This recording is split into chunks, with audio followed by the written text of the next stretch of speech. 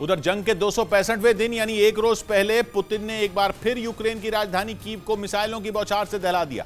Putin की सेना ने कीव पर इतनी मिसाइलें दागी कि पूरा शहर खौफ से भर गया।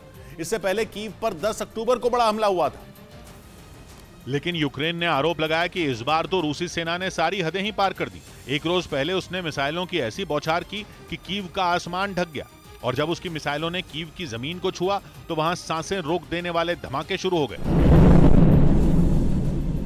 कीव की इमारतें मिसाइलों की मार से धराशायी होने लगी। मिसाइलों के टकराने के बाद कई इमारतों से आग की ऊंची ऊंची लपटें उठती दिखाई दी। मिसाइलों की मार से जब वहां हर तरफ तबाही मची थी, कीव एयर अलर्ट के सायरन से गूंज रहा था।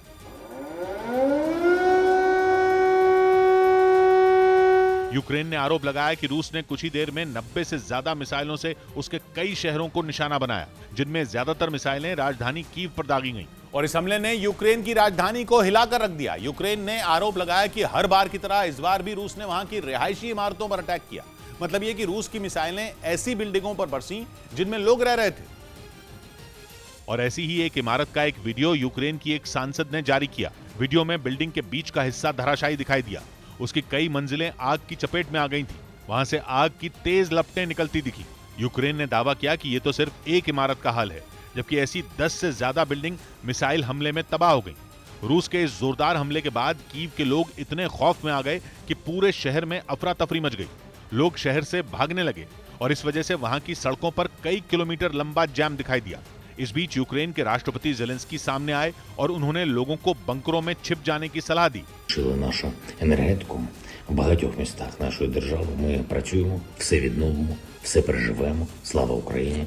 खैरसौन में रूसी सेना के पिटने के बाद से ही माना जा रहा था कि पुतिन यूक्रेन पर बड़ा हमला जरूर करेंगे। खुद यूक्रेन ने इस बात की आशंका जताई थी कि उसके 7 शहर पुतिन की मिसाइलों के निशाने पर हैं। और इस खबर के सामने आने के कुछ ही घंटों बाद रूस ने यूक्रेन के शहरों पर मिसाइलें दाग दी। कहा जा रहा है कि एक साथ इतनी मिसाइलें दागकर पुतिन ने खैरसौन में मिली हार की बौखलाहट मिटाई, क्योंकि इससे पहले भी पुतिन ने बदला लेने के लिए ही कीव पर बड़ा हमला किया था।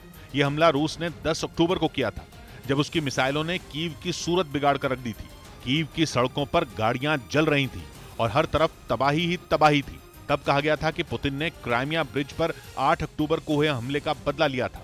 उन्होंने एक ब्रिज पर धमाके के बदले यूक्रेन के 7 शहरों को दहला दिया था, और अब ठीक उसी तरह कीव समेत कई शहरों पर उनकी मिसाइलों ने वार किया, जिसके बाद ज़ेलेंस्की ने पुतिन को खूब खरी खोटी सुनाई। Ще попереду може бути біля 20 ударів.